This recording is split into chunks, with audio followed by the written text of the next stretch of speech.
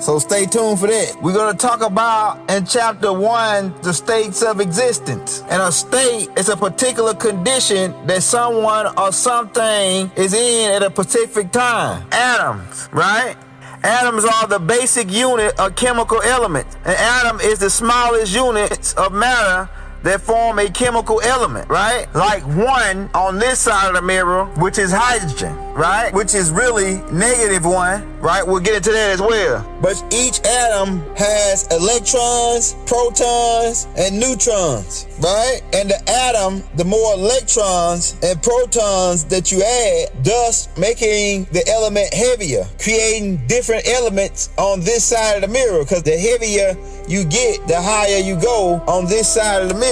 Each of these parts of an atom has a charge. The protons carry a positive charge, the electrons carry a negative charge, and the neutrons carry a neutral charge. Because we told you about seraphims, which would be the protons, and cherubims, which would be the electrons, and neutrons, which would be the neutral beings. Beings who stand in the middle. And there are two different types of neutral. Right? And we'll get into that as well. These all are called subatomic particles. And if you break down and go into the subatomic particles, you go into hyperatomic particles, which are the smallest atoms. The master teacher taught us in the holy tablets about the quartz and the zillip and the biop, right? The quartz makes up the protons and neutrons, and which makes up an atom nucleus. Each proton and each neutron contains 3 quarks. A quark is a faster moving point of energy, right? We dive it into the 0 point. These 3 quarks are designated as up, right, which is a U,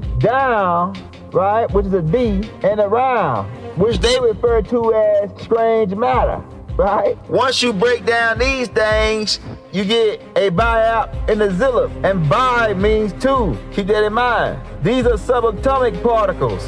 Once you speed the frequency past biops and zillips, right, you speed up into hyperatomic particles, which are referred to as pions. And keep in mind, the smallest things carry the most power, and they make fun of peons. The peons are as in the pawns in the game, and we told you to go get a book called The Pawns in the Game, because if a leader, a queen or a king or an empress is smart, you will utilize your pawns. And keep in mind, you want to keep your pawns sticking together. The peons are the infinite small light dots, the divine aspect, life of light, which is the secret power that holds together the atoms, right? The molecules, they are also